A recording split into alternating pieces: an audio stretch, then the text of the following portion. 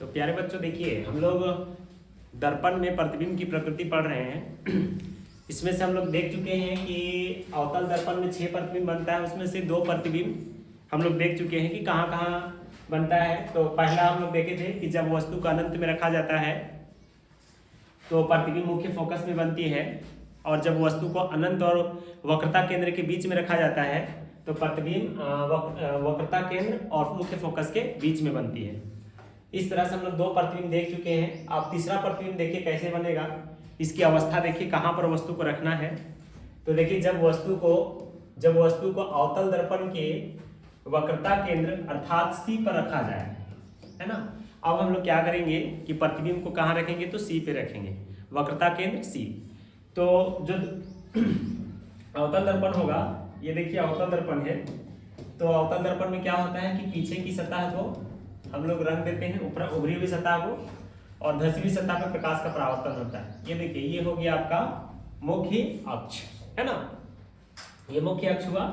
मुख्य अक्ष ये हो गया आपका पोल, ये हो गया आपका ध्रुव पी, और ये आपका हो गया फोकस, ये हो गया आपका सी, है ना। और इधर होता है अनंत। तो आपको वस्तु कहाँ रखना है, तो देखिए वस्तु रखना है आपको सी में, यानी यहाँ पर वक्रता केंद्र पे रखना है। जब वस्तु को वक्रता केंद्र पे रख देते हैं तो किस प्रकार का आरेख बनता है, जरा देखिए। ये हम रख रहे हैं वस्तु को यहाँ ऐसे। अब जैसे कि हम लोग पढ़े हैं कि जब भी किरण आरेख की बनावट करेंगे हम लोग, तो हमेशा 2 किरणों पर विचार करेंगे, 2 ही किरण लेंगे। हमेशा एक किरण पैरेलल जाएगा, ये किसके पैरेलल, मुख्य अक्ष के पैरेलल, प्रिंसिपल एक्सिस जिसको कहते हैं। तो मुख्य अक्ष के पैरेलल जाने वाली प्रकाश की किरणें परावर्तन के बाद मुख्य फोकस से होकर के गुजर जाती हैं। तो देखिए एक किरण सीधे चला गया पैरेलल मुख्य अक्ष के समांतर, और परावर्तन होगा अब यहाँ टकराएगा, चूंकि पीछे साइड रंग दिए हैं। तो ये क्या होगा, यहाँ से टकरा करके एफ से होकर के गुजर जाएगा, ठीक है। एक किरण और लेंगे और एक किरण क्या करेंगे, या तो सी से गुजारेंगे या तो एफ से। चूंकि सी में हम वस्तु को रख चुके हैं इसलिए हम सी से किरण को नहीं गुजारेंगे, है ना। कहाँ से गुजारेंगे, एफ से। तो आपको बता चुके थे किरण आरेख की बनावट में कि यदि कोई प्रकाश एफ से होकर जाती है, देखिए एफ से होकर जाती है तो परावर्तन के बाद मुख्य अक्ष के समांतर हो जाती है। ये पॉइंट आपको लिखा चुके हैं, है ना। पिछला जो क्लास हो चुकी थी उसी में हम लोग इसको डिस्कस कर चुके थे किरण आरेख की बनावट में, कि जो प्रकाश मुख्य फोकस से होकर आती है तो परावर्तन के बाद मुख्य अक्ष के समांतर हो जाती है, ठीक है। अब देखिए यहाँ ये मुख्य अक्ष के समांतर हो जाएगी तो एकदम देखिए एग्जैक्टली इसी के नीचे बनेगा, सी के नीचे बनेगा और समान साइज का बनेगा प्रतिबिंब ऐसे। तो यहाँ पर तो मेरा कट यहाँ रहा है, पर ऐसा क्यों बन रहा है, तो देखिए ऐसा इसलिए बन रहा है क्योंकि यहाँ हम जो डिस्टेंस लिए हैं, ज्यामिति जो रचना किए हैं, ये हम स्केल से नाप के नहीं लिए। अगर हम नाप के बनाएंगे तो एग्जैक्ट आपका सी पर ही कटेगा। यदि आप स्केल से बनाएंगे तो आपको सी में ही प्रतिबिंब बनेंगे, उसी के नीचे बनेंगे और बराबर बनेगा, समान साइज का बनेगा। तो फिर भी देखिए हम इसको कोशिश करते हैं बराबर करने का।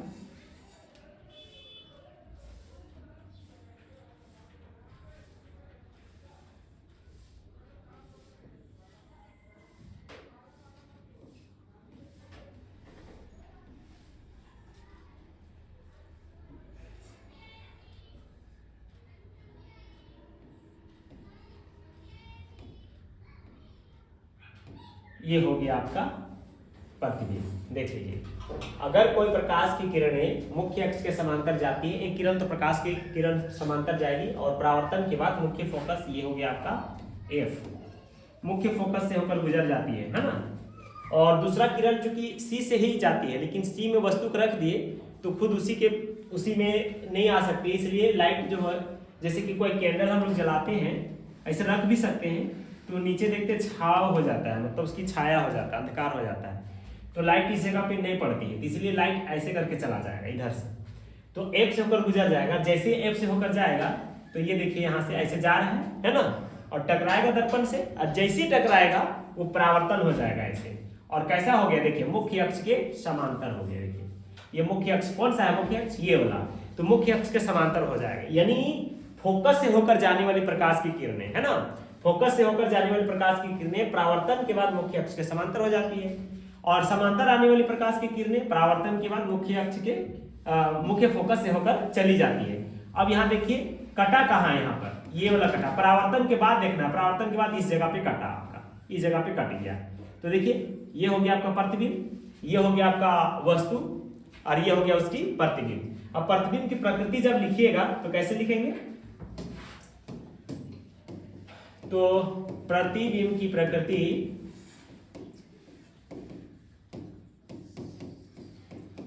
प्रकृति क्या होगी, फर्स्ट पॉइंट पे हम लोग लिखेंगे कि बना पहले कहां, ये देखना है पहले कहां बना हुआ है। तो प्रतिबिंब देखिए पहले कहां बना है, सी पर बना, तो प्रतिबिंब सी पर बनेगा। दूसरा कैसा होगा, तो वास्तविक होगा, देखिए वास्तविक कटान से बना है। तीसरा क्या होगा, तो उल्टा होगा, जब वास्तविक होगा तो उल्टा होगा। और चौथा वस्तु के समान साइज का होगा, बराबर होगा, वस्तु के समान साइज का बनेगा। ठीक है, तो ये हो गया आपका, ये वेरी वेरी इंपॉर्टेंट है, ये सवाल पूछता है आपका बोर्ड परीक्षा में, वेरी वेरी इंपॉर्टेंट सवाल है कि जब वस्तु को वक्रता केंद्र में रखी जाती है, एक अर्थात सी पे रखी जाती है, तो प्रतिबिंब की प्रकृति क्या होती है। तो याद रखिएगा, दो किरण खींचिएगा, इसमें से बनाइएगा, एक किरण आपका मुख्य अक्ष के समांतर चला जाएगा, जो समांतर जाएगा वो परावर्तन के बाद मुख्य फोकस से होकर के चला जाएगा, और दूसरा किरण एफ से होकर जाएगा, और एफ से होकर जाने वाली किरण प्रकाश के परावर्तन के बाद, है ना, दर्पण से टकराने के बाद मुख्य अक्ष के समांतर हो जाएगा, और एकदम सी के नीचे में ही कटेगा, ये दोनों सी के नीचे में कटेगा, और बराबर साइज का प्रतिबिंब बन जाएगा, उल्टा बनेगा, वास्तविक बनेगा। अब आगे आइए, अगला वाला क्या है, नेक्स्ट कंडीशन है, देखिए कहां रखेंगे वस्तु की स्थिति कहां होना चाहिए। तो जब वस्तु अवतल दर्पण के वक्रता केंद्र अर्थात सी तथा मुख्य फोकस एफ के बीच में हो। अब आपको कहां रखना है, तो सी और फोकस के बीच में, कौन सा दर्पण, अवतल दर्पण। तो आइए एक अवतल दर्पण बनाते हैं। ये देखिए अवतल दर्पण की विशेषता क्या है, तो वो उभरी हुई सतह पे पॉलिश किया हुआ रहता है और घसी हुई सतह पे प्रकाश का परावर्तन होती है। एक मुख्य अक्ष खींच देंगे, मुख्य अक्ष क्या होता है, तो परावर्तक सतह के मध्य बिंदु को पोल कहते हैं, पी ध्रुव कहा जाता है, और इस गोलीय दर्पण का जो केंद्र होता है उसको वक्रता केंद्र कहा जाता है, सी, और इन दोनों के बीच में होती है फोकस, है ना। और ये जो लाइन खींचे ये काल्पनिक रेखा है जो सी और पी से होकर के चली गई है, और इसी का नाम है मुख्य अक्ष। तो ये आपका मुख्य अक्ष है, और मुख्य अक्ष पर ये तीन बिंदु आपको देना है, क्या क्या दर्शाना है, ध्रुव दिखाना है, सी वक्रता केंद्र और फोकस। याद ये भी रखना है कि P से लेकर C तक की जो दूरी होगी जिसको वक्रता त्रिज्या कहते हैं, रेडियस, उसका आधा हो जाएगा फोकस, यानी P और F की दूरी। अगर जैसे P और C की दूरी अगर 4 है तो P और F की दूरी हो जाएगा 2। अब हम वस्तु को कहां रख रहे हैं इस विशेष पर ध्यान दीजिए। देखिए कहां रखना है, C और F के बीच में रखना है। बहुत आसान से समझिए, बहुत अच्छे से समझ में आ जाएगा, बहुत भारी नहीं है, बहुत आसानी से बन जाता है, बस ध्यान से देखिए आपको समझ में आ जाएगा। सी और एफ के बीच में रख दीजिए वस्तु की, देखिए यहाँ रख दिए। अब एकदम जैसे करते हैं आप एकदम ही हमेशा याद रखिए कि एक किरण हमेशा पैरेलल जाएगा, समांतर जाएगा, एकदम समांतर। आप एकदम स्केल रखिए और ऐसे एक लाइन खींचिए, और दिमाग में रख लीजिए जो समांतर जाएगा, सीधा जाएगा, वो परावर्तन के बाद मुख्य फोकस से होकर के चला जाएगा, बस ऐसे तो याद रखना है। और दूसरा किरण सी से होकर जाएगा, लेकिन अगर सी में वस्तु को रखते हैं तो एफ से जाता है, बस ये याद रखना है। बाकी अगर सी खाली है तो दूसरा किरण सी से होकर जाएगा। तो देखिए सी से कैसे जाएगा, तो सी से ऐसे जाएगा, ये थोड़ा सा दर्पण को बढ़ा देते हैं यहाँ,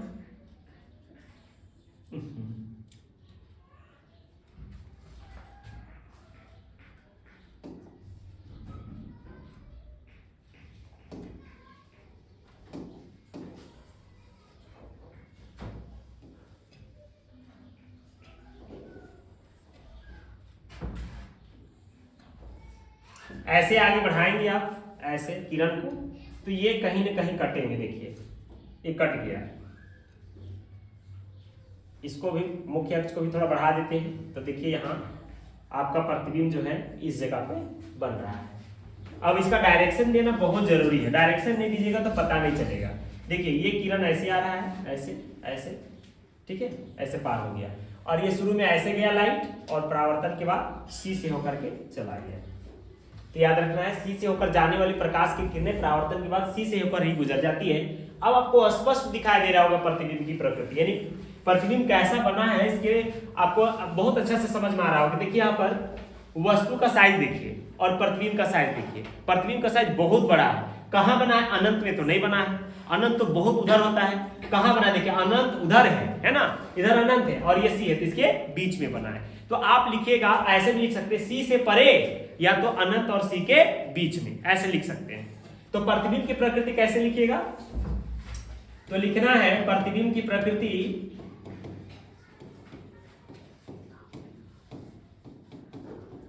प्रतिबिंब की प्रकृति में पहला पॉइंट दीजिएगा सी से परे।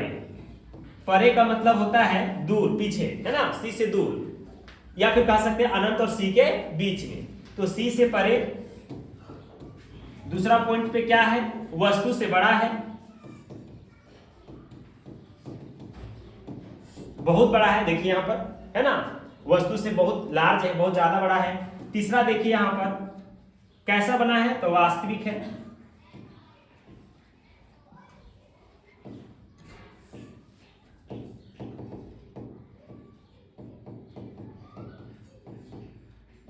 तथा उल्टा, ये हो गया आपका उत्तर। तो सी से परे बना, वास्तविक बना, उल्टा बना और वस्तु से बड़ा बना। ये आपका हो गया सी और एफ के बीच में जब वस्तु को रखेंगे। अब अगला देखिए कहाँ रखेंगे, तो अब आगे देखते हैं मुख्य फोकस पे रखेंगे जब वस्तु को। देखिए यहाँ जब वस्तु को अवतल दर्पण के मुख्य फोकस यानी एफ पर हो तो क्या होगा प्रतिबिंब की प्रकृति। अब देखिए ये हो गया आपका अवतल दर्पण, ऊपरी सतह पे पॉलिश कर दीजिए, ये हो गया मुख्य अक्ष और यहां दर्शा दीजिए इसका पी एफ सी। अब हम कहां रखने वाले हैं, वस्तु को मुख्य फोकस पे, यहां पर रख दीजिए ऐसे। तो जैसे ही हम प्रकाश लेंगे तो एक किरण हमेशा समांतर दे देंगे और समांतर जाएगा वो कहां से जाएगा, एफ से होकर चला जाएगा, ठीक है। जो समांतर जाएगा वो हमेशा मुख्य फोकस से चला जाएगा और दूसरा कहां जाएगा, सी से होकर जाएगा। तो याद रखना है सी से होकर जाने वाली जो किरणें होती है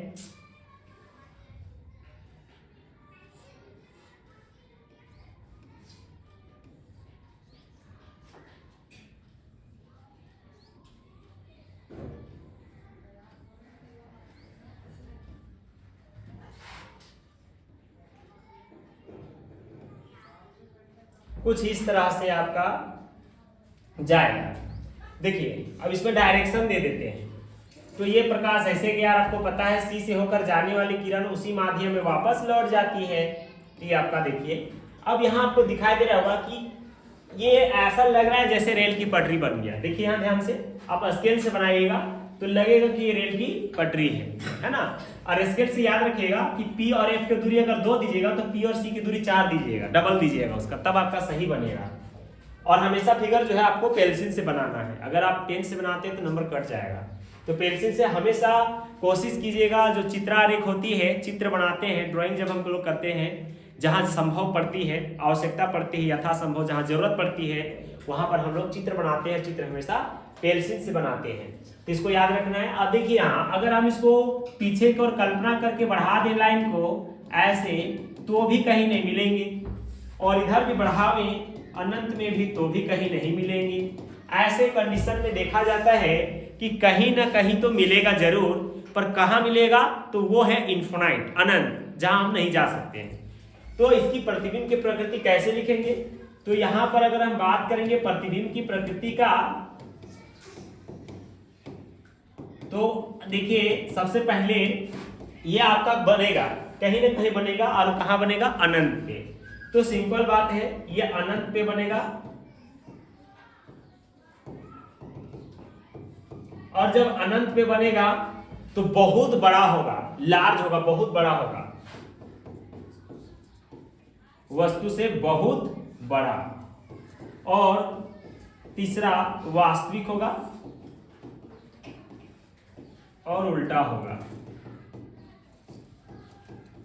ये इसकी प्रतिबिंब की प्रकृति हो जाएगी। ठीक है, तो समझ में आ गया होगा, है ना, कि जब वस्तु को मुख्य फोकस पे रखते हैं तो प्रतिबिंब कहां बनता है? अनंत पे बहुत बड़ा बनता है ना, बहुत बड़ा बनता है। अब आ जाइए लास्ट वाला सवाल है कि जब वस्तु को अवतल दर्पण के ध्रुव यानी P और मुख्य फोकस F के बीच में रखा जाए तो क्या होगा?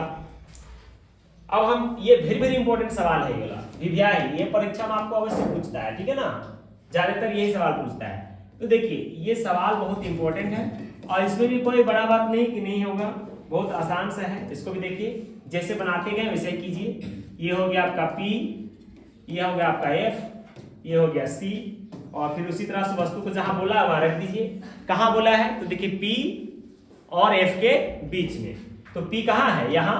F कहां है? यहाँ। इसके बीच में रख दीजिए इसे, और एक लाइन सीधे खींचना है और सीधे जाने वाला F से चला जाएगा। ऐसे डायरेक्शन दे दीजिए। टकरा किधर आ गया? दूसरा किरण किधर से जाएगा? C से होकर जाएगा, ऐसे, है कि नहीं? और आपको पता है C से जाने वाली किरण उसी माध्यम में वापस लौट गई। अब देखिएगा इधर, तो ध्यान दीजिए, देखिए इधर लग रहा है कि इसे फैल रहा है। जब इधर फैलता है तो उधर तो कहीं मिलेगा नहीं, लग रहा है कि उधर फैलते चला जाएगा तो कहीं आपस में कटेगा नहीं, तो प्रतिबिंब बनेगा नहीं। प्रतिबिंब तब बनता है जब परावर्तन के बाद आपस में क्या हो? कट जाए या मिल जाए। तो ये तो मिलेगा नहीं, तब हम क्या करेंगे? कल्पना करके पीछे की तरफ बढ़ा देंगे। इसे देखिए, कल्पना कीजिए और पीछे की तरफ बढ़ाइए इसको,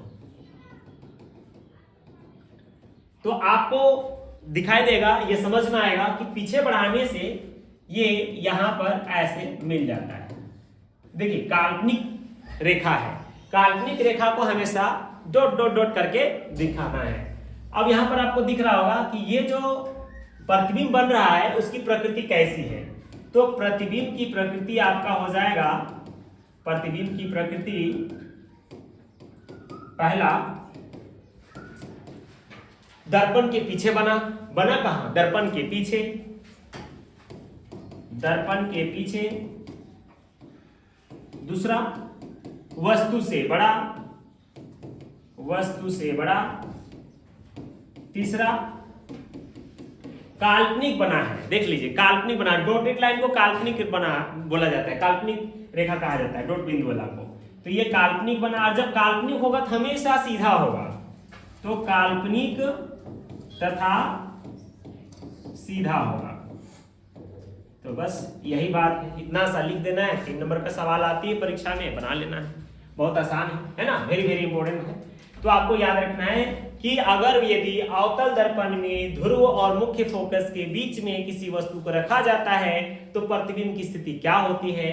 तो सिंपली जैसे बोल रहा है कि ध्रुव और F के बीच में रख दीजिए वस्तु को, है ना, ध्रुव और पोल के बीच में, ध्रुव और F के बीच में रख दीजिए, तो प्रतिबिंब आपका कहां बनेगा? दर्पण के पीछे बनेगा, सीधा बनेगा और वस्तु से बड़ा बनेगा। तो कैसे बनाए? तो सबसे पहले आपको क्या करना है, यहाँ आपको एक वस्तु जब रखेंगे तो ये वस्तु के समान, ये वस्तु जो है मुख्य अक्ष के समांतर एक लाइन जाएगा, और जो मुख्य अक्ष के समांतर जाएगा वो मुख्य फोकस से होकर चला जाएगा, और दूसरा किरण कहां से जाएगा? C से होकर गुजरेगा, और C से होकर गुजरने वाला किरण का विशेषता ये होता है कि उसी माध्यम में वापस लौट जाता है ना। तब हम देखते हैं कि इधर अगर यदि हम दर्पण के आगे साइड अगर इसको हम बढ़ाएं तो दर्पण के आगे साइड बढ़ाने से कभी मिलेगा ही नहीं, क्योंकि ये फैलते चली जाएगी। तब ऐसे स्थिति में हम क्या करेंगे कि इसको दर्पण के पीछे तरफ बढ़ाने की कोशिश करेंगे, कल्पना करके। कल्पना इसलिए क्योंकि लाइट तो उधर जाएगा नहीं, क्योंकि रंग दिए हैं हम, तो जब रंगा हुआ है ये दर्पण तो उधर तो जाएगा लाइट नहीं, इसलिए हम काल्पनिक रेखा से पीछे की ओर बढ़ाएंगे, तो पता चलेगा कि दर्पण जो है दर्पण के पीछे बन गया, प्रतिबिंब जो है दर्पण के पीछे बन गया, सीधा बना और बड़ा बन गया, है ना। इस तरह से इसकी प्रतिबिंब की प्रकृति होती है। तो आप लोग को ये समझ में आ गया होगा चित्र आरेख, है ना। इस तरह से अवतल दर्पण में 6 प्रतिबिंब बनते हैं। तो इस तरह से आप बना लीजिएगा, बहुत ही अच्छे तरीके से समझ में आ जाएगा। आप एक बार नहीं 2 बार हमारी इस वीडियो को देख लीजिएगा तो समझ में आ जाएगा।